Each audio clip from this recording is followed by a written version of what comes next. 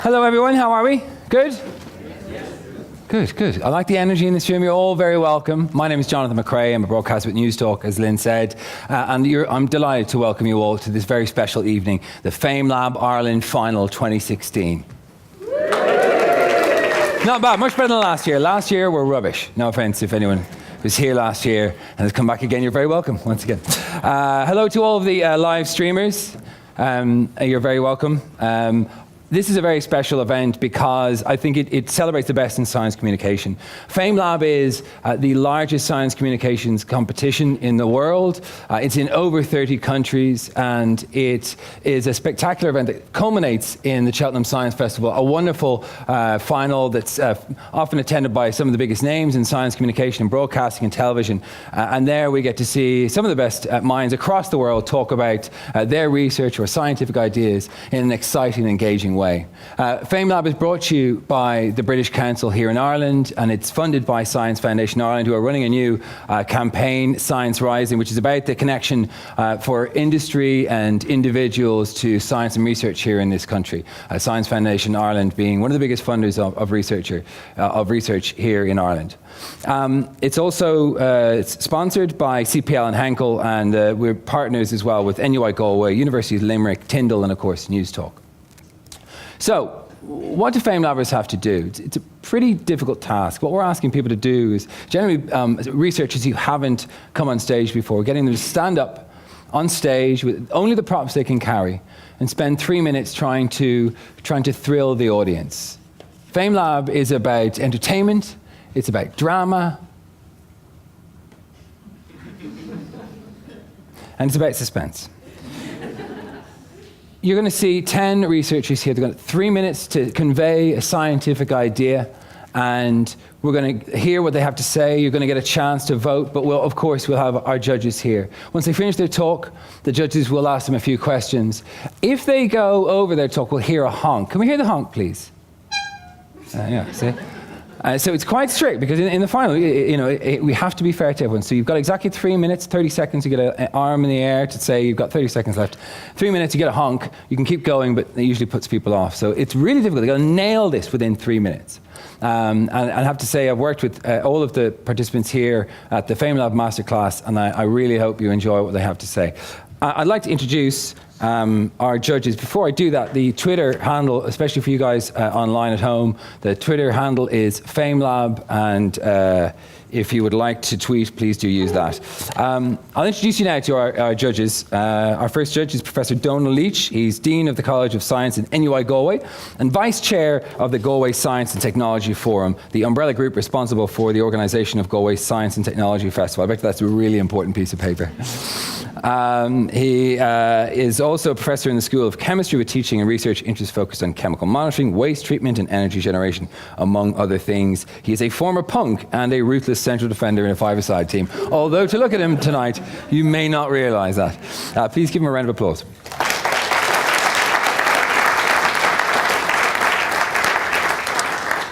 Our second judge, you'll almost certainly have come across her work. She's a scientist turned writer. It's Dr. Claire O'Connell. She's a PhD in cell biology from University College Dublin, worked as a postdoc in Glasgow and Sydney before leaving the lab to become a technical writer. And in 2005, she started her career in journalism. 10 years when, Claire? 10 years last year. Congratulations, there you go. She has been a contributor writer to the Irish Times, SiliconRepublic.com. She's also written for New Scientist, Nature, Scientific American, lots of other amazingly high-quality outlets. She learned to play the drums on the same drum kit as EMF. Come on, EMF, you know who EMF is. I know you're young, but you know who EMF is, right? Unbelievable. Thank you, thank you. Our final judge is Patricia Cullen. Dr. Patricia Cullen is a Director of Global Product Development at Henkel Ireland. She's a PhD in chemistry as well as an MBA and degree in marketing. She's over 30 years business experience, having started in product development at Loctite and is promoted to various positions, including 3 years in Rocky Hill, North America, sounds nice, as Head of General Industry Product Development at Henkel. Patricia's interests include her family, tennis and walking. She has run 5 marathons. Not all at once, I don't think. Round of applause, please, for all of our judges.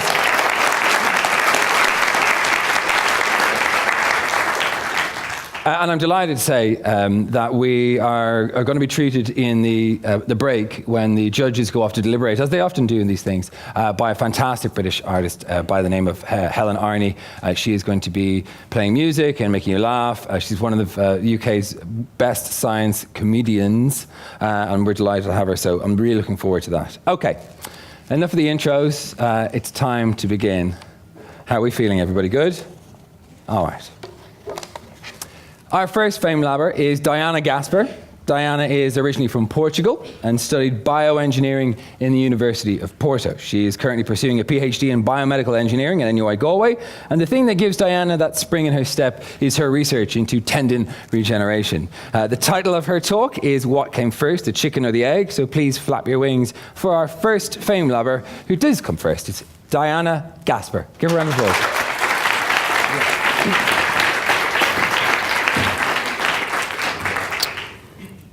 Okay, so tonight I'm going to answer a question that has plagued mankind since ancient Greece. So what came first, the chicken or the egg? Place your bets now, because we're about to get to the bottom of this. So scientists can now tackle this problem, and it's mostly due to a man called Charles Darwin and his theory of evolution of the species. But first, let's think about the question itself. The chicken or the egg? So do we mean any egg? Because if we do, the answer is quite simple, because egg-laying animals have been around for nearly 600 million years. So it would be the egg. What we actually want to know is if what came first was the chicken egg or the chicken. So let's say it was the chicken. Recently, scientists have discovered that there is a protein needed to form the eggshell that has to be produced by a chicken. So this means that the chicken has to exist before the egg, right? But then where did that first chicken came from? Actually, where does any animal come from? So this is where evolution comes in. So much like Pokemon, animal species also evolved to form other species.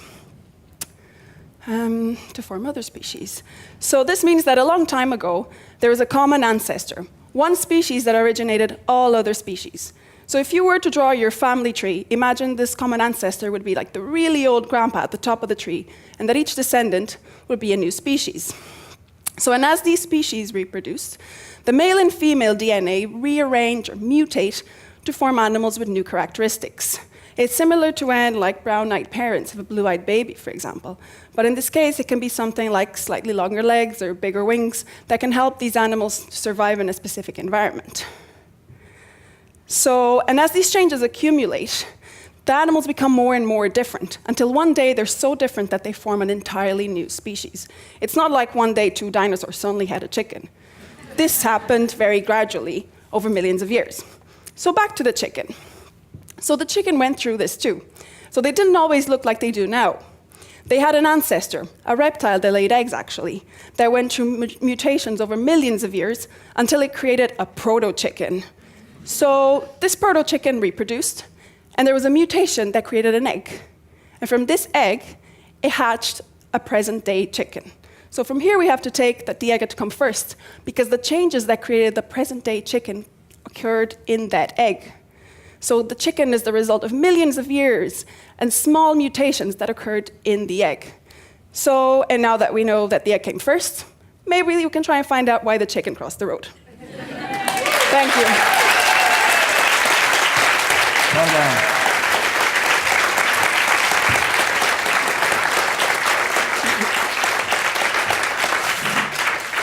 Thank you for bearing with me.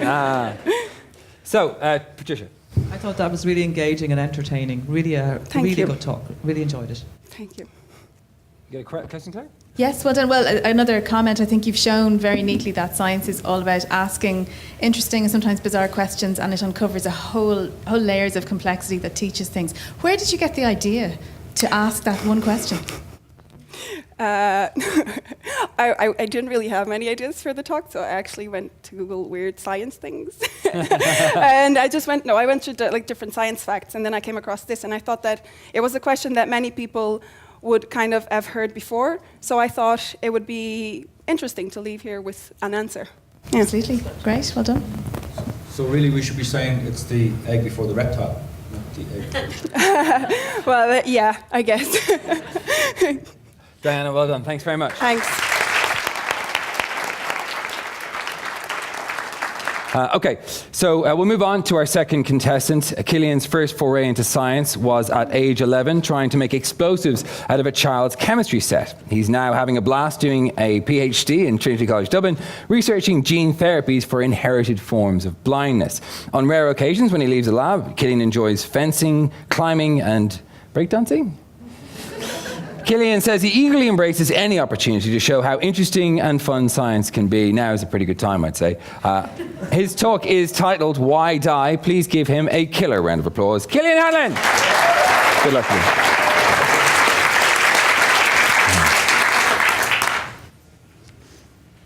We all want to be told we can live forever. Who hasn't dreamed of that, of being immortal? But the problem is, even if we could cure cancer and Alzheimer's, time itself becomes the disease. We age, our bodies weaken, our organs fail, and eventually we die. So how do you cure the incurable? Well, as it turns out, one creature might have cracked it. And it's not the tortoise that has lived for 250 years, or the trees as old as the pyramids, or Tom Jones even. Instead, we need to look to a jellyfish. Teratopsis dornii is tiny. It's only the size of my fingernail. But it's got a really interesting life cycle. When its eggs are fertilized, the larva that forms settles on the seabed and lays down roots. It transforms into this little branching tree, but instead of blossoming flowers, it sprouts new jellyfish. And when this jellyfish gets old or sick or injured, it doesn't die. Its tentacles retract, it shrinks down, its organs disappear, and it reverts to that larval form, like a butterfly turning back into a caterpillar. And studies have shown there is no limit to the number of times it can do this. It is biologically immortal. Imagine a chicken that, when it gets old, turns back into an egg, hatches, and begins life again. That said, most people wouldn't be interested in turning back into a child in order to keep living. It's not what it does, though, but how that's of interest. This jellyfish has the ability to change one type of cell to another, a process called transdifferentiation. It's a big word, I know. And it isn't seen anywhere else in nature. In the 1980s, it was discovered that with a single gene change, mouse skin cells could be turned into muscle. But this is the exception, not the rule. For other cell types and for remaking organs, it's a lot more different. It's a lot more difficult, rather, particularly when it comes to humans. It's a bit like running through quicksand. The more you try to change a cell, the harder it fights to stay the same. But if we could figure out how this jellyfish allows this to happen, we could unlock a wealth of knowledge that could change everything. Immortality could be within our reach because of this tiny little sea creature, and we could be the first generation of humans, if we're lucky, to be able to look at life and ask, why die? Thank you.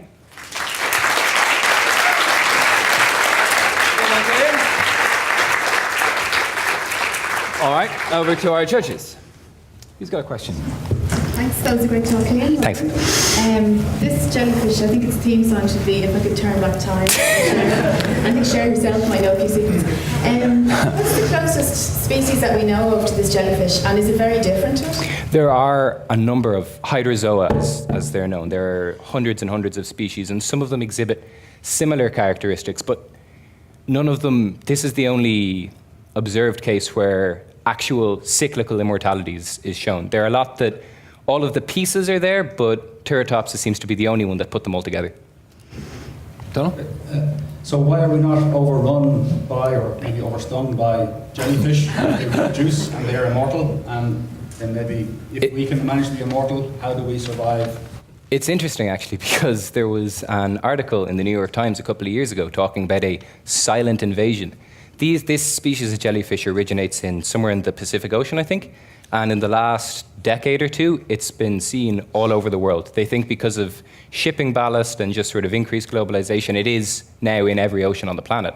So give it a few years and we might see more. Is that it from our judges? Okay, round of applause for Kate Thank you. Hanelbein. Thank you. Yeah. Who are you talking to? All right, our next speaker is Stephen Davitt. He's currently in his third year of a PhD at DCU, where he is studying laser, plasma, and spectroscopy, which is the study of what happens when electromagnetic radiation interacts with matter. Stephen's interests include taekwondo and go-karting, both of which are the study of what happens when Stephen interacts with matter. Over the past year, he has found a hobby in science communication and been all over the country taking part in physics busking, which is altogether less dangerous than taekwondo or go-karting, unless you're doing it in certain parts of Cork. His talk is called LIBS, The Science of Destruction. Prepare for impact. It's Stephen Davitt.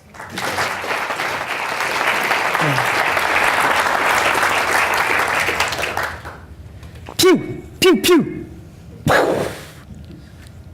Isn't it every little child's dream of blowing things up with lasers?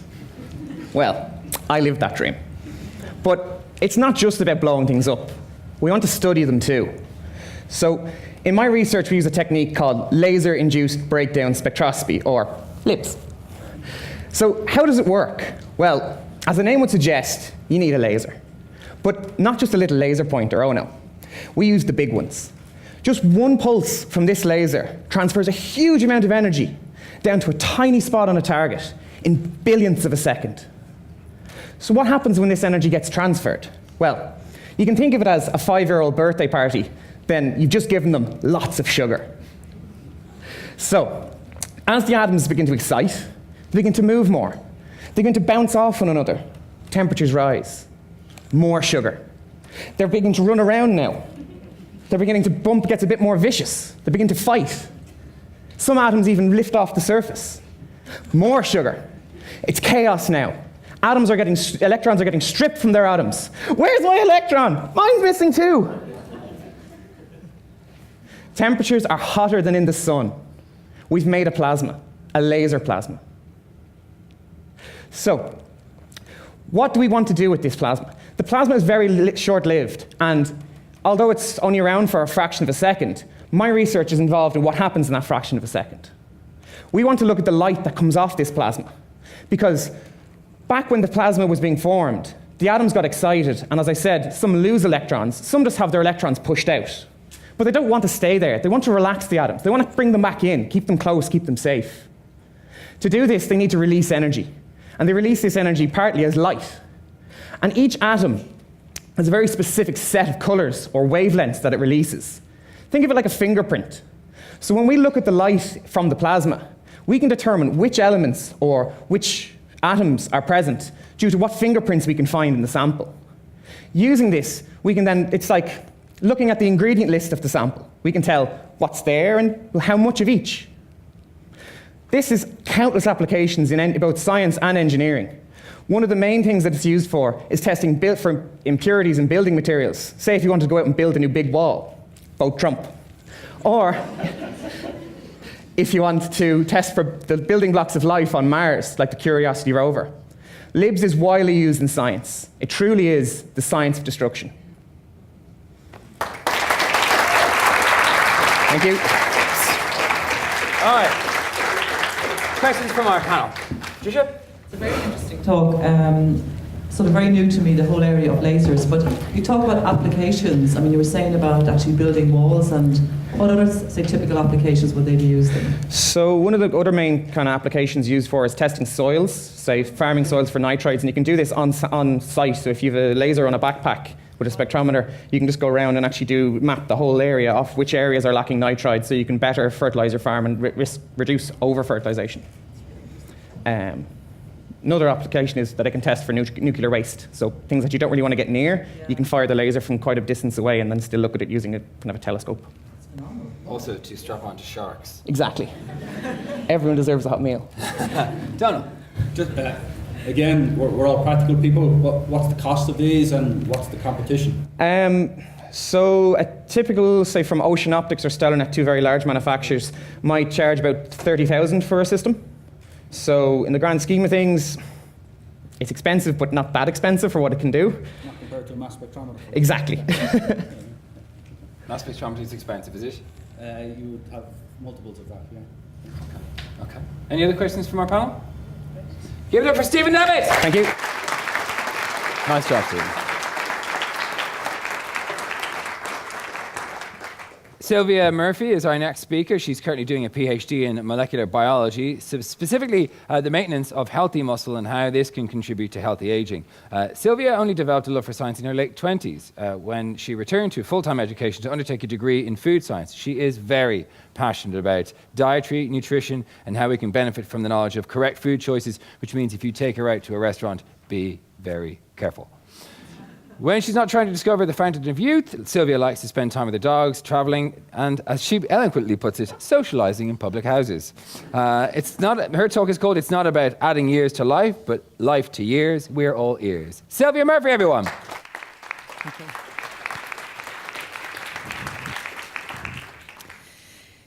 Every 15 seconds, an older adult will be hospitalised in an emergency room due to a fall.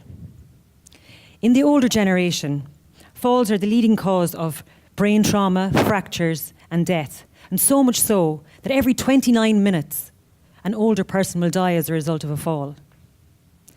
An economic assessment of falls has estimated that this will cost the health service in excess of €1 billion by the year 2020 if the trends continue. Now, if we only had a fraction of €1 billion to spend on research, imagine the change we could make into science and future scientists. I'm very passionate about the health of our ageing population, and I believe that we can make a difference in the health of our ageing population.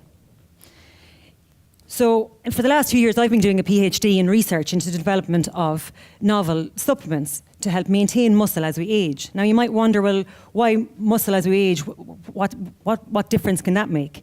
Well, if you consider the human body, we're made up of about half of our total body is made up of muscle.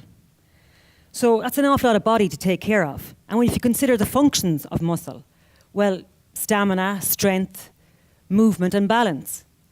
Muscle weakness is one of the leading causes and contributing factors to an increased risk of fall. And then our muscles are constantly dealing with the threat of sarcopenia. Everybody in this room will be touched by sarcopenia.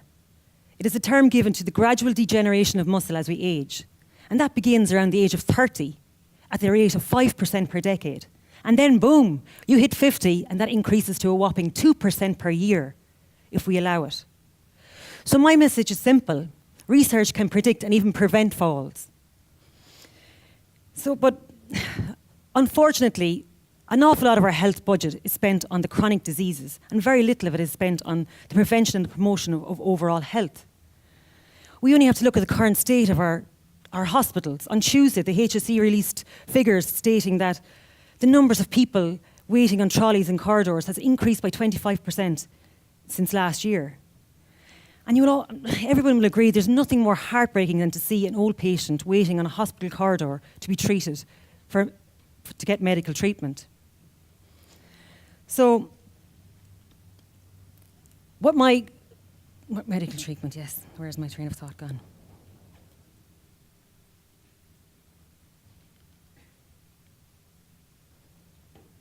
So the World Health Organization released figures, and they said that the people living between the age of 60 and older will increase from 900 million to over 2 billion by the year 2050.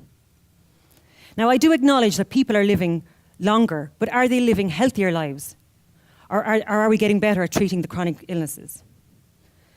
So it is my belief in our current society, where the older generation are getting older, we need to look at health and healthy aging, not just class healthy aging as the absence of disease, but we need to highlight the urgency to promote healthy aging, promote active, independent aging, so that older people can live longer, healthier, and empowering, enhanced lives as they age, alleviate the problems from our health services and from our family and from our carers. So my bottom line in my talk is, it's not just about adding life to years, it's about adding years to your life.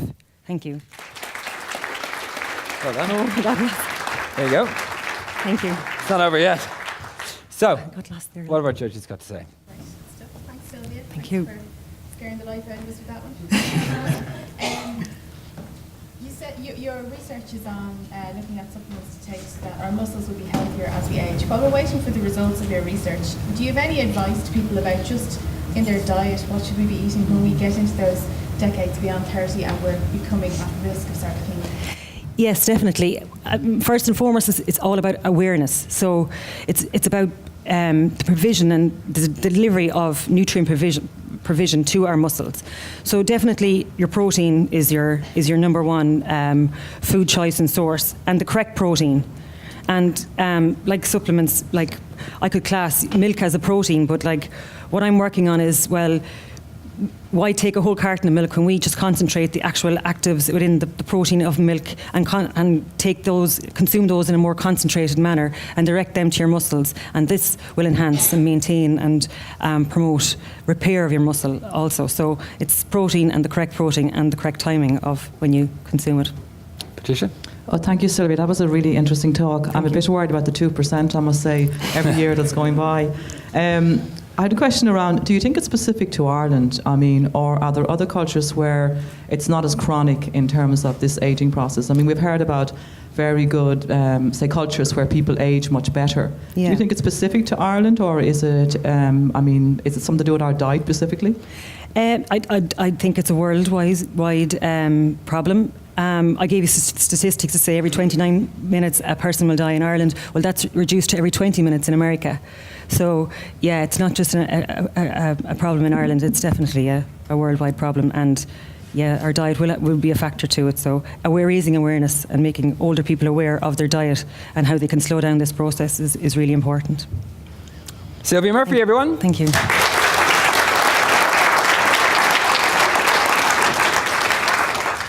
So our next FameLabber is Dara Finn. He studied medicine in Galway and is training to be a paediatrician. He's currently working in the Infant Research Centre in Cork. Infant aims to improve outcomes for mums and fetal outcomes as well in pregnancy. Dara's research focuses on premature babies and especially how they adapt to newborn life. He's hoping his talk will clean up at FameLab. It's titled Discovering Surfactant. I hope you will wish him well. It's Dara Finn!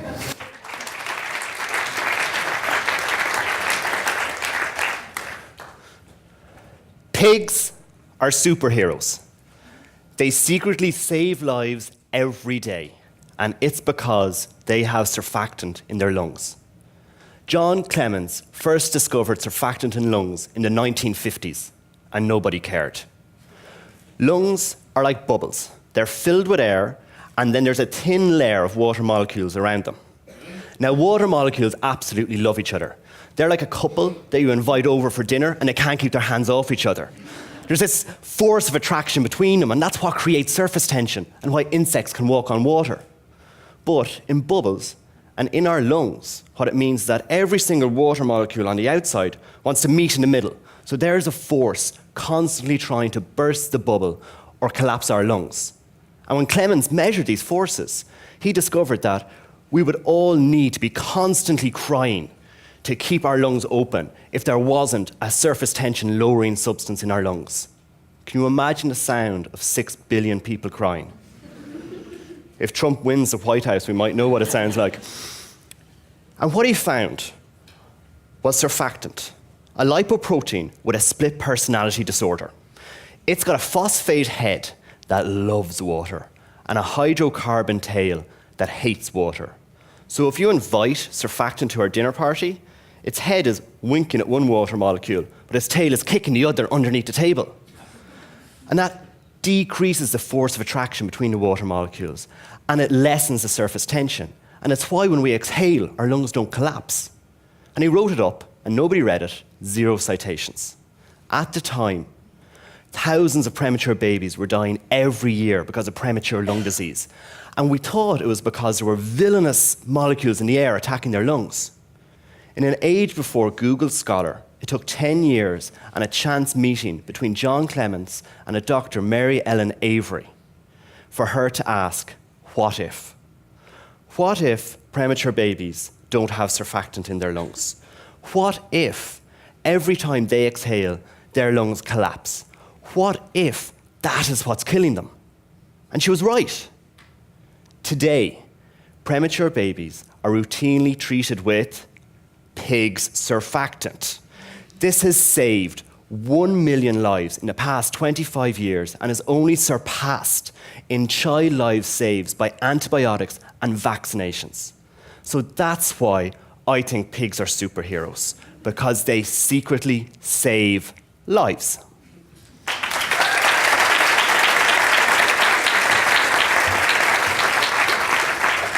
Well done, Dara. Okay, let's hear from our judges. Excellent talk.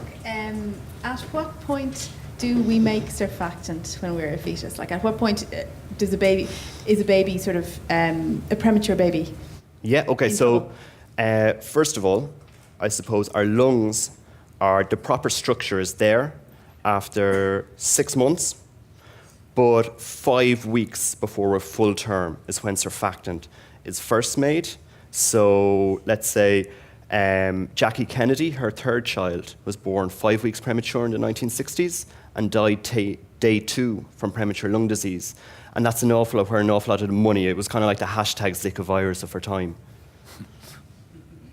Very interesting. Can we be mimicking pigs and make the surfactant rather than having pigs make it for us?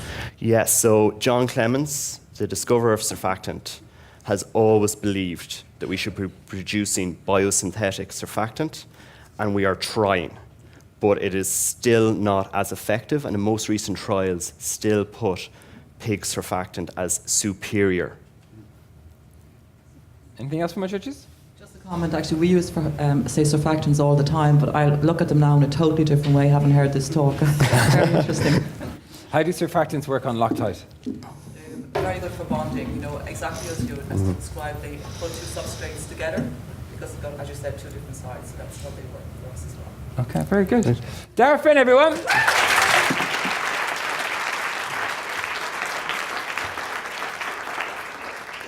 Our next speaker is Michelle. Michelle started out as a physicist and then turned into an applied mathematician. It could have been worse. He could have been French. No, he is French, sorry. He has held positions in Paris, Texas, Dublin, and finally made a smart move and settled in Galway. He is trying to model the behavior of soft tissues using mechanics and mathematics. Michelle's talk is called Going Skin Deep. Let's hope he does more than scratch the surface. Ladies and gentlemen, Michelle Destrade.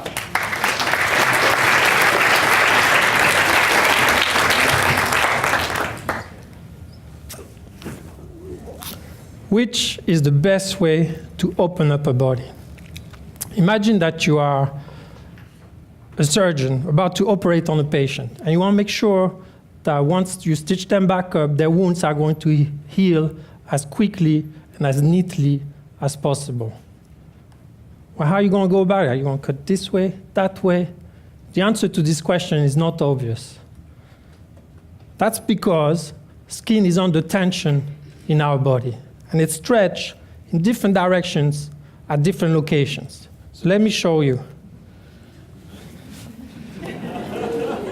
So, skin is stretched along those lines, right? And if I cut perpendicular to the lines, my wound is going to gape open. I can stitch it back up, but there'll still be a tug that will require nutrients to come to the site to heal fast, to heal the wound, and will lead to coloring and to a bumpy, unsightly scar. So really, if I say I want to operate in this area, I should cut parallel to the line. But the problem is that those lines, they change slightly from one individual to another.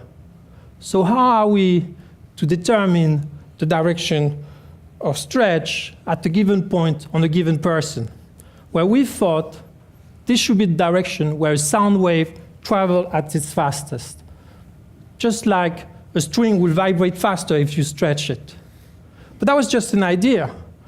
We had to test it in the lab. So we went to the UCD School of Veterinary Science, Veterinary Medicine, and asked them for dead animals. And on their skin, we determined the direction of fastest sound wave at a given point. And then we cut out a small circular disc. So now you understand why we couldn't find any human volunteers for that experiment. And we watched the circular wounds elongate because the skin is stretched. And sure enough, they were elongating along those lines we had marked. That was it. We had scientific proof that sound traveled at its fastest along the directional stretch in the skin.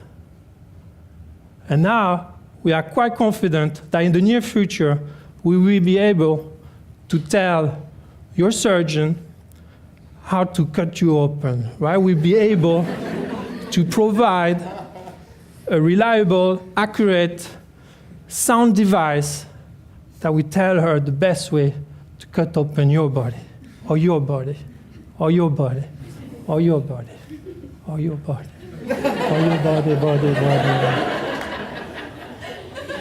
Thank you. Thank you, guys. Put that back on. Very good.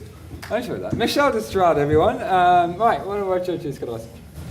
Maybe a naive question. How do you fire skin or sound along the surface of the skin? Yes, it's very simple. We just use a probe which just impacts the skin. So if I go like this, you might have felt it, right? So if you had the stopwatch, you could just measure how long it takes for it to go there. So we have two probes, one that hits and one that receives. Divide by the distance, you have the speed.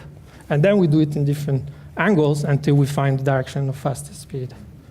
That's all. Actually, how I think Robert Mallet founded the field of seismology in Jockey Island. Absolutely, yes. It's exactly the same principle. These are called surface waves. Okay. Yes. It's actually at a different scale, that's all. Stop showing off there and ask a question. Actually, You're right. When you were walking on stage, I did think that's a very natty shirt. Yes, it's a bit Texan. Where did you get the idea to use the shirt as a prop for this talk? Well, I had to talk about, these are called Langer lines. If you study medicine, you'll find them in any anatomy books. There'll be a map for men and a map for women, and that's it. There's no account of, say, your weight or your age or your health status. And then I have to think of a way to show Langer lines. So I thought, be fun.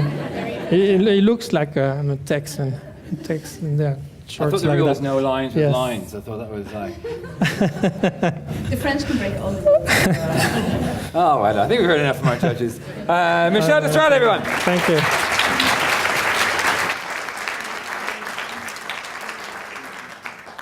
All right, our next speaker is Katrina Darling. Katrina graduated from the University of Limerick with a degree in science education, after which she completed a master's in animal physiology. However, the confusion surrounding cancer has always puzzled her, and the desire to understand led her to undertake a PhD in cancer research, specifically colon cancer. When Katrina isn't adding stuff to tubes in the lab, she can be found in the gym or running the roads of Limerick, because in her own words, running in circles is fun. Katrina Darling, everyone.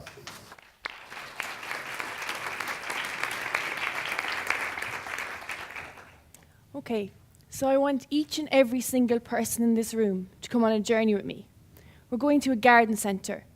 And in this garden centre, I'm going to give each of you a garden, a beautiful garden. You can put whatever beautiful flowers you want in the garden. But you have a responsibility. And your responsibility is to nourish that garden and protect it, and to prevent any weeds from growing in the garden. But now I know, even with the greatest of care, and look, even Dermot Gavin is going to get weeds in his garden. But here now you have a choice. You can choose to see these weeds and remove the weeds before they have time to spread and destroy your garden. So, I'm no Dermot Gavin, but what I am is a cancer researcher. And I want every single person in this room to know that 50% of all cancers are preventable, with 30% being preventable through lifestyle changes alone. Cancer is like the weed in the body. We first have an obligation to nourish our bodies and protect them and try and prevent the weeds. But yes, I am very aware that even the botanical gardens end up with weeds in them. But here's where you come in, and here's where you have the choice. You can choose to recognize that weed and remove the weed before it can do any more damage.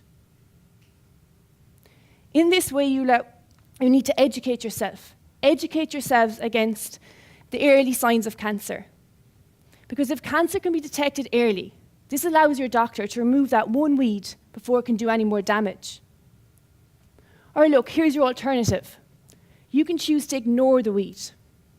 Or worse still, you can say, well, do you know what? Is it really a weed? But while you're wondering, and while you're ignoring that weed, that gives the weed the chance to spread and destroy and damage your body. Now here's what your doctor has to do. He has to try and remove those multiple weeds. He also has to give you the equivalent of weed killer, that is drugs, to try and help stop the spread of that cancer while it's destroying you. So I want all of you to listen to this. 90% of breast and ovarian cancer patients will survive when the cancer is detected early.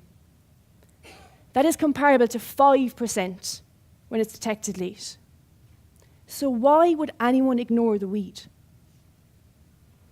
Another astounding fact that has come out is that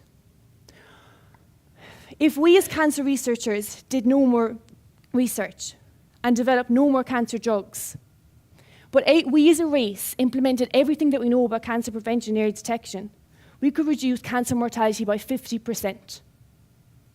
We know smoking, obesity causes cancer. We hear these facts every day, but we don't listen. So, yes, you have the freedom of choice, but you're not free from the consequences of your choice. Here's this last fact. This cigarette, I know if I put it between my lips, when I lit it, it would hurt me. Please never light it and give it the power to kill you. Thank you.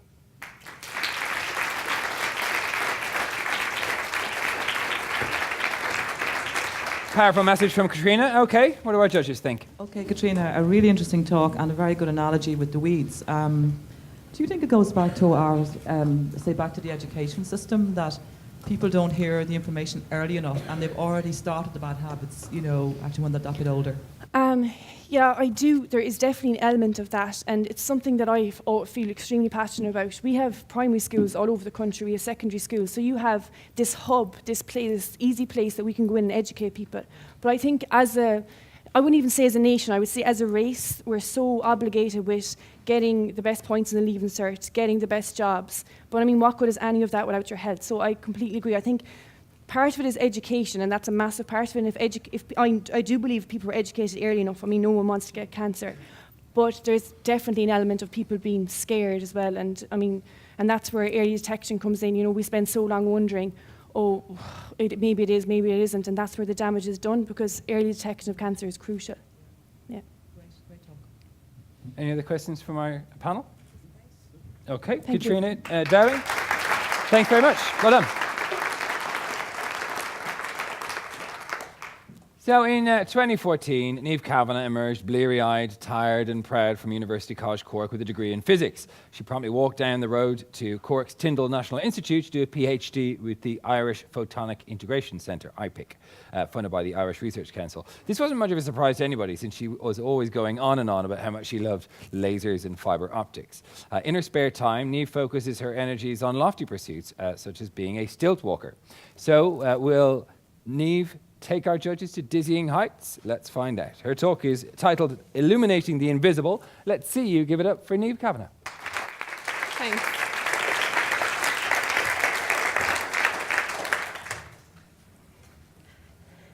In 1982, while cruising high above the Indian Ocean, the crew of an overnight flight noticed some smoke in the cabin and strange sparks hitting the windscreen.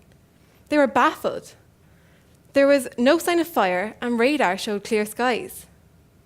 Suddenly, one of the engines flamed and failed. Within moments, the second, third, and fourth engines followed suit. They were falling from the sky. The captain addressed his passengers. Ladies and gentlemen, we have a small problem. All 4 engines have failed. We are doing our damnedest to get them going again. I trust you're not in too much distress. Unbeknownst to everyone on board, a nearby volcano had erupted, and they had flown directly into its ash cloud, which was invisible to the eye and undetectable to radar. The crew were only minutes away from crashing into the ocean when, miraculously, the engines roared back to life. They had fallen out of the ash and managed to land with great difficulty, but no lives lost. Coincidentally, next week marks 6 years since the Eyjafjallajökull eruption, or that volcano in Iceland that I can't really pronounce. Over 100,000 flights were disrupted, affecting more than 10 million travellers. So why did we hear no news of catastrophic engine failure or near-death experiences? The answer is lasers. Lasers emit pulses of light which reflect off anything in their path. When aimed skywards, these reflections can tell us what's in the air, where it is, and how much of it is there. This is the basis of a detection system called LiDAR. Take this ball. By bouncing it, I get information about the ground, like its distance and even what it's made of. Just like sonar, bouncing sound, and radar, bouncing radio waves, LiDAR bounces pulses of light, enabling us to illuminate the invisible.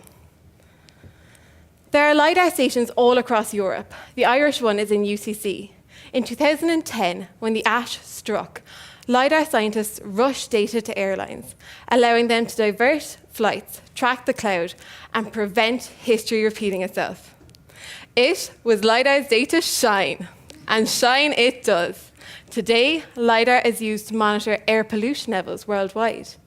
It can pierce the canopies of rainforests, revealing long-lost cities. It even got a mention on a TV show, The Big Bang Theory, when they used it to measure the distance to the moon. And now, LiDAR is fitted to planes so that pilots can see ash clouds. So despite my opening story, I hope the next time you're on a plane, you won't be in too much distress.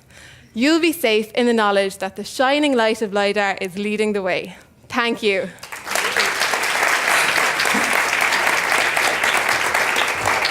You can wear that if you want. I totally want to borrow that hat. Yeah, it's pretty good. That'd be a killer in coppers. Okay, what do our judges think? Well done. Thank you. Fabulous. Thank you. I would have to acknowledge the Macehead contribution from Galway in that effort as well. Group effort. Go team. The question, again, I'm going to be very brutal about costs and benefits. Yeah. There's a benefit to this. The LiDARs on planes now, who makes them, how are they produced, and what do they cost to put on? Okay, so there's an Avoid project which EasyJet have teamed up with the University of Dusseldorf, and they have this Avoid project where basically they collected a load of the ash from the Iceland volcano, threw it up in the air, and flew a plane towards it with this Avoid pod on the front. And they could detect the ash from 100 kilometers away. So what EasyJet have done is they have put it on 20 of their Airbus planes, and now it's on those planes. And they're hoping that other airlines will pick it up and put it on 80 more planes. So it is expensive. I looked up to see how expensive, but there's no figures. So I'm going to assume a lot. So yeah, so I'm not sure what the actual cost is. It's expensive, but it's obviously considered an investment. Yeah. Claire? That was great, Niamh. Thanks, Claire. LiDAR has been around for a while. Has It the has. technology sort of changed, or how we use it changed, or how can we make it even better than it is?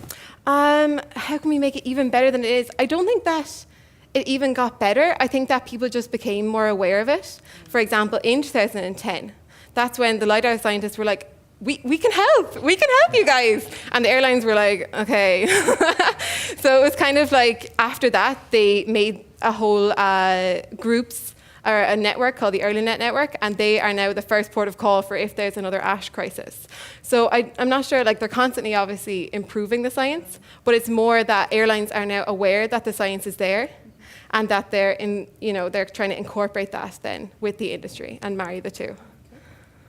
Any other questions from our panel? No, great. Niamh, Thank you very everyone. much. Thank you.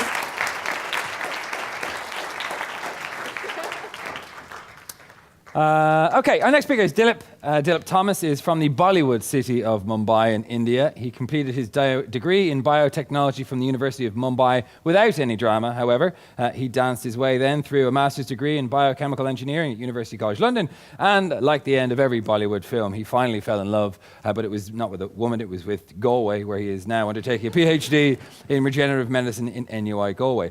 Dilip loves communicating science and believes in Einstein's words, if you can't explain it simply, you don't understand it well enough. Dilip's talk is called Can We Learn to Conduct Our Genetic Orchestra? Maestro, in your...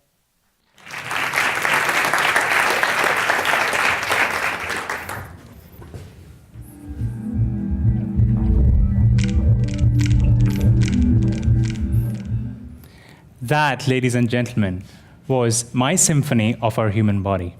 That was a musical mashup of sounds created by different organs of our body. And these are only a few of them. Imagine the endless symphonies that our bodies are composing all the time. These sounds translate to the healthy functions of our organs.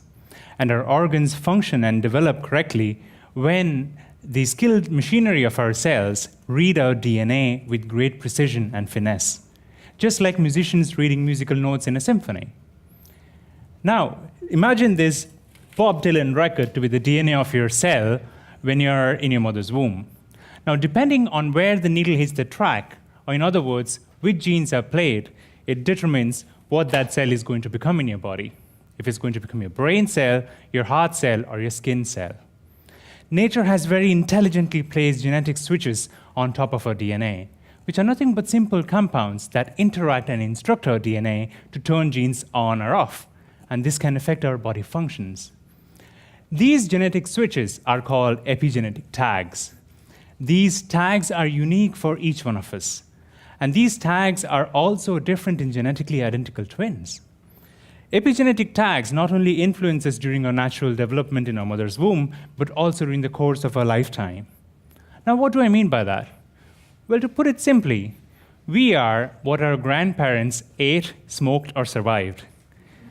To explain that, I have to take you back in the 18th century in the north of Sweden, where there was a horrible, horrible famine.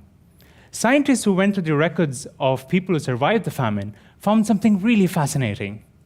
What they found was individuals who starved and who had little access to food, they gave rise to healthy children who had low incidence of heart disease and diabetes. Not only that, their grandchildren went on to survive an extraordinary 32 years longer than grandchildren of individuals who hadn't gone hungry.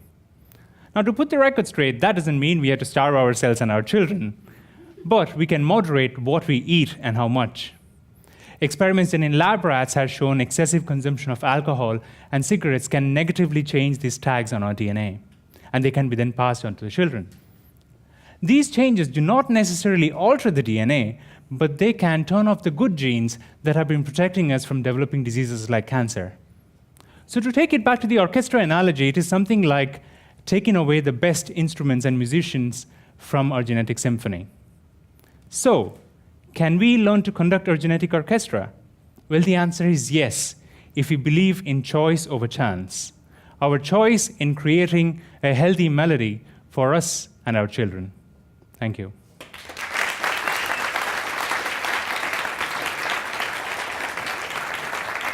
Well done, Deb. So as a chemist, right, is there an alternative to starving ourselves? Can I take a drug instead? Yes, you could. Well, there are, the knowledge of epigenetics is still unveiling. Scientists, there's a project funded by NIH where they are looking at the roadmap of epigenomics in healthy and disease states. But there are some recent genome editing tools that can be used to block the enzymes that conserve or repress certain genes in our DNA. So these tools can be used to splice off a part of DNA that have been repressed and replace them with a functional copy. It's a really interesting talk.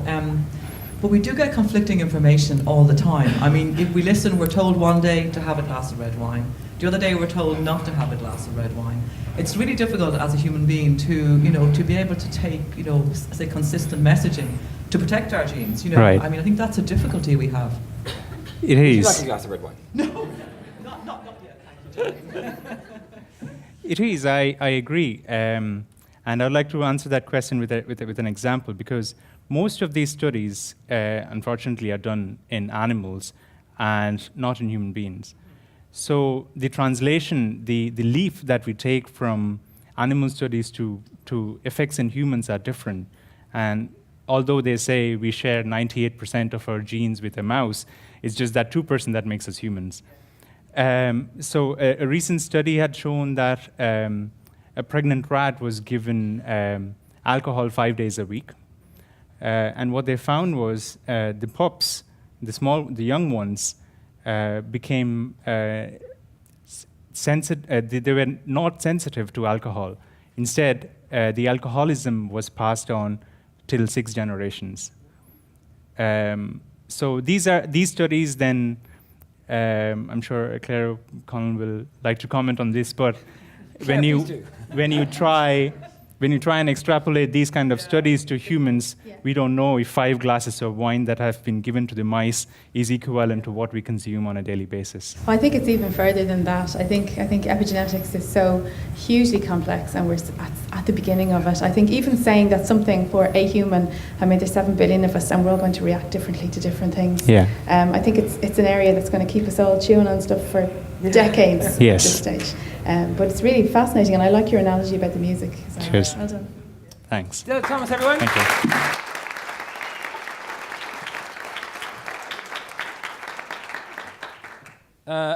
Technically our final finalist, Claire Stead, graduated from Trinity College Dublin with a degree in Earth Sciences in 2013. I saved my best puns for last. Staying on to start a PhD in geology, where she's now in her 3rd year, her research uses geochemistry to tease apart the history of rocks from deep below the surface, like a forensic scientist of the Earth. If you can't find can't find Claire in the lab or office, your best bet is to find her on the hockey pitch. She also enjoys writing for the TCD geology blog On the Rocks. Pyrite, this should be a cracking presentation. Let's hope our judges don't slate her. Prepare to marble at her talk, which is titled Saving the World with Rocks. I'm out of rock puns, so please go mantle for Claire Stead.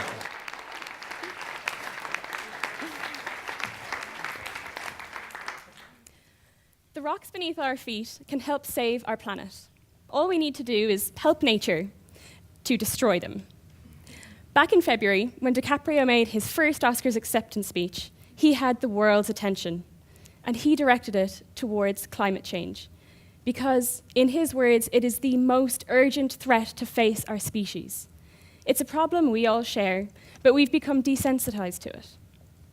Now, tackling climate change by manipulating the Earth's natural systems is a concept called geoengineering. It's a concept that's surrounded by controversy. After all, it's tampering with the Earth on a very large scale. But one so-called soft geoengineering approach is called the enhanced weathering strategy. Now, this strategy is based on the chemical breakdown, or weathering, of silicate rocks. This is a naturally occurring process that draws carbon dioxide out of our atmosphere and locks it away. Now, the way that this works is that as the rock is breaking down, or weathering, it releases charged particles. And these particles work to bind together the dissolved carbon dioxide, or CO2, and create new products that can be transported to the ocean. These will ultimately become precipitated in rocks, and what we see is that we're drawing that carbon dioxide out of the atmosphere and locking it away. This is a process we can use to our advantage, but we have to speed it up significantly. And this is where our destruction of rocks comes into play. We can speed up this weathering process by crushing up some basalt, which is conveniently the most common rock on the surface of the Earth, and spreading it over tropical land. So the heat and moisture of these tropical areas are ideal for weathering. It enhances those chemical reactions. So now we can start to draw down enough CO2 to begin to stabilize our climate. And it has some other great benefits too, like the particles that get transported to the oceans. It turns out they're great for reducing ocean acidification and helping improve the health of our coral reefs. But there's a lot of work to be done in figuring out the specifics, figuring out exactly how much land can be used for this process, what the best application rate is, and ultimately how it affects the local biodiversity. And even under idealized scenarios, this strategy cannot beat climate change alone. It's one piece of the puzzle. We can't just keep emitting fossil fuels like nothing's wrong. It's not an excuse. But at least we now know that if we crush up some rocks, we can help crush climate change. Thank you, Claire. Well done. So, who has a question for Claire? Claire? Well done. That's a really interesting. I've heard about geoengineering before, but not that particular one. Yeah. It sounds like something that would have to be done at an enormous scale to work. Do we know enough about the ocean to know that how it's going to react to something of that scale? So this was something that I think it was in 1988, a man called John Martin had looked into initially dropping iron into the ocean, which is on the same thing, and he said, give me half a tanker of iron and I can give you an ice age. But his problem with that was one of the consequences is you get increased algal blooms, and so then not only are you obviously poisoning a lot of the area and reducing biodiversity, you're releasing methane, which is a greenhouse gas that's much worse than carbon dioxide. I think in spreading it on the land rather than the ocean, you're reducing a lot of those effects. So it's almost like a slow release then, because obviously the ocean is a system, and it's hard to know how systems are going to react. So by releasing it slowly, maybe you reduce possible negative impacts. Is that the idea? It's going to be over a scale of 10 years. It's not a quick fix that you just spread it and you let it work immediately. It's sort of a longer scale process. Donald? Again, I think I hadn't heard of this. I think it's a fascinating idea. Have there been pilot scale studies of this? I know 10 years is a long time. There have been some small applications of the oceanic one with algal blooms, but I haven't seen any rollouts on the land yet. I think they have a lot to look into first before they start to do that. Yeah, and infrastructure as well. I think it's very good to hear a talk about global warming, because I agree with your comment about us being desensitised around. Everybody talks about it, but not many actions happen. So, very interesting talk. Give it up for Klaus Head, everyone.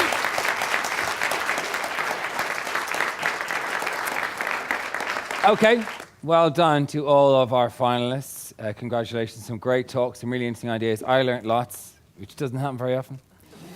It's time for our judges to deliberate. You go off now and spend some time thinking if that's all right. And we're gonna bring in some technology. So guys, thanks very much. A round of applause for our judges again.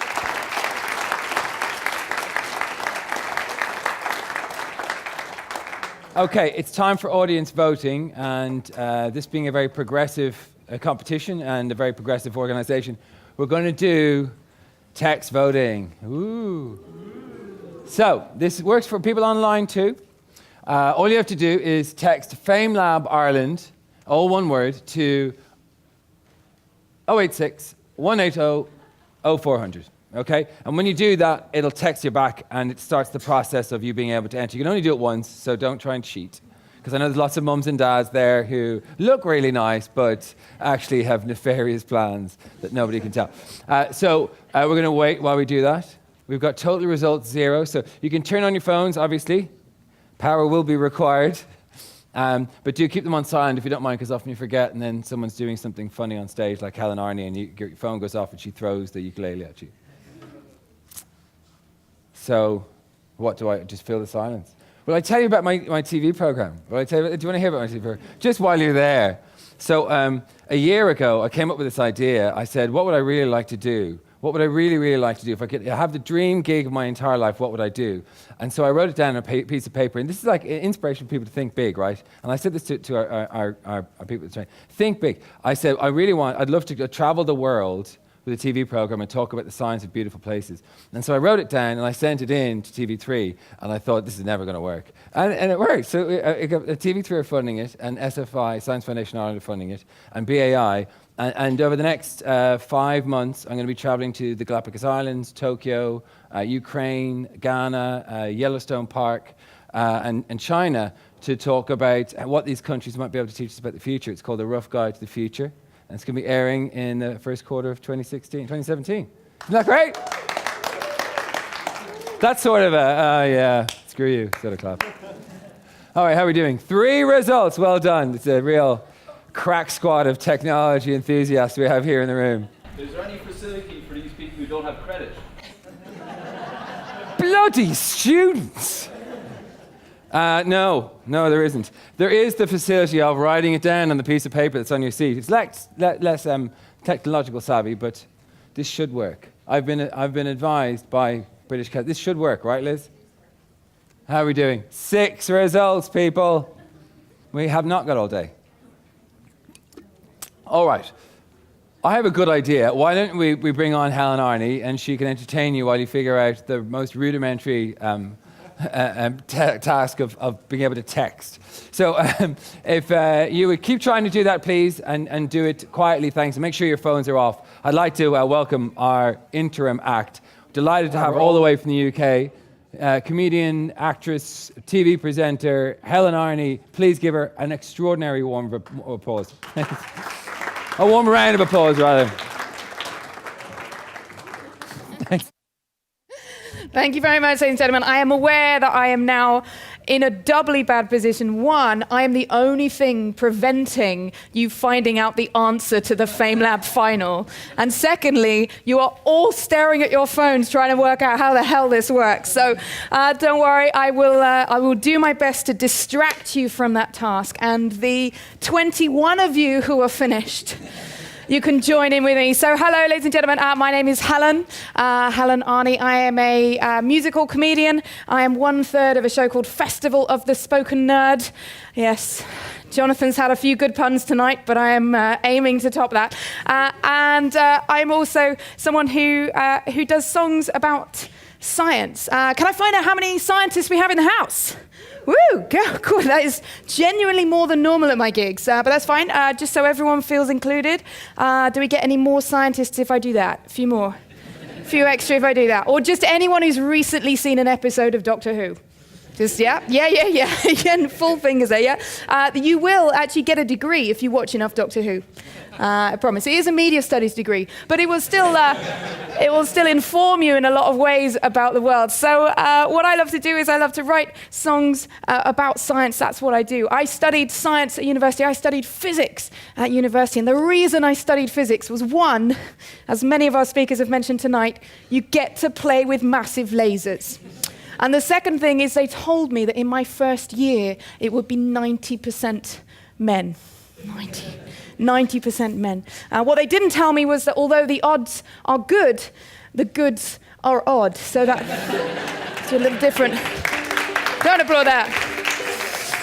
I'm including myself in the odd category there, so no fear. But what I love to do now is I write songs about science. I'm going to sing 2, or depending on how the judges are doing, 3 songs that are inspired by science. I do a show, Festival of the Spoken Nerd. We've hopefully we'll bring it over to Dublin sometime. It's super fun. I also do a solo show called Helen Arney, Voice of an Angle. Just checking. Jonathan loved that. A lot of you in the room weren't so sure. I always like doing a really nerdy maths pun at the beginning of my set because it kind of draws a line through the audience. If you enjoyed that, this whole set will give you a large hadron. Good. That draws a different line through the audience. That line is 27 kilometers long and under Geneva. Good. So I'm going to do a song for you that is inspired. Do you mind if I pull you off this screen? Is that all right? You've all got it. If you haven't got it by now, I think there's no hope for any of us. But what I want to do is do a song that I wrote for Radio 4 show, BBC Radio 4 show called Infinite Monkey Cage. I'm sure many of you listen to it here on illegal bootleg. I can't even watch my own show Eureka in the UK because it's on RTE. Darn you. But I was inspired to write this song for that show for a very specific reason. I found this, hopefully, on YouTube. Now, YouTube is where I go for all my science news, because a lot of you who are over 15 are looking at me really skeptically. But no, YouTube is where the science news is. How else would we know that cats can play the piano? Seriously, it's brilliant. So what I did was I found the NASA YouTube website. Now, NASA has its own YouTube channel, and it has videos of things like this. Now, this, some of you may not recognize it. Does anyone know? I know it doesn't make a lot of appearances in Ireland, but yeah, it's the sun. You were mouthing it up there. It's the sun. And this isn't just a still picture. This is a video from the NASA website of something called a coronal mass ejection, a sunspot explosion. I'll see if I can trigger it off. Yeah. I mean, I added the sound effect. But that's what it is. That's what happens. Our sun is not just a ball of gas in the sky. Our sun is doing stuff like, it's doing an impression of a peach farting on a regular basis. And it does this, and it's absolutely bonkers. And this worries me, because they were uploading more and more of these every month on the actual NASA website. And I started worrying that this was the moment I should be planning to excavate my basement, fill it with baked beans, cover myself in tinfoil, and work out how I can repopulate Earth with just me and members of Westlife. I just think they'd be good breeding stock in an emergency, right? And I just thought, this is the end, this is the end. And I had to speak to one of my friends who was a solar physicist, and she showed me a graph, and she explained to me that what happens is the sun is not just a static ball of gas. It's a thing that things happen on that surface. And those solar explosions, they cause the aurora borealis, they cause the northern lights. But they can also do things like knock out satellites, they can break our electrical systems. But the sun is in this weird 11-year cycle. It gets more active, gets less active. It gets more active, gets less active. And we happen to be in one of those periods where it's getting more active. And to be honest, at this point, I wasn't really listening. Because I'd already made up my own mind. I decided that the sun is not happy about all these television programs that people are making, about other parts of the galaxy, those distant comets, those parts of the universe that are, being I'm very angry about this, being pointed at by floppy-haired Mancunian professors who I think you know who I mean. So my theory is that the sun has got its huff on. Good. I can tell exactly how many fans of 1930s musicals are in. I used to be someone. Now I'm just another son. One of 100,000 billion. You treat me insignificantly. You name a tabloid after me. Synonymous with paparazzi. Just a backdrop for Brian Cox on TV. Oh, look at that star. Since Edwin Hubble, it's never been the same. Those pictures of other stars push me out of the frame. You never even gave me a proper name. Something like Alpha Centauri or Epsilon Tauri or Delta Librae. At this point, I'll even take HR 2948. It's the real name of a star. Or Kevin. You've achieved nuclear fusion. Oh, well done. Made some helium from a little hydrogen. That's very cute, Earth. But every second I do that to 600 million tons. If I was Marilyn Monroe, you'd be the one I can't remember the name of from One Direction, which is all of One Direction, apart from Zayn. You should have stopped at Copernicus. Then I'd still be the center of your universe. You say I'm just an average ball of gas. I say you're talking out of Uranus. I don't know how that's pronounced. I'm the sun. 1.4 million